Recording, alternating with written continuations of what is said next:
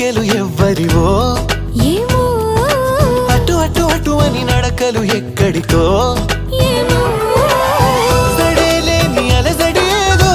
ఎలా మదికి వినిపించిందో స్వరం లేని ఏ రాగంతో చిలిమికెలా స్వాగతమందో ఇలాంటివేం తెలియక ముందే మనం మరే కథానిక మొదలైందో మనే కథానిక మొదలైందో ఇటు ఇటు ఇటు అని చిటికెలు ఎవ్వరివో ఏమో అటు అటు అటు అని నడకలు ఎక్కడికో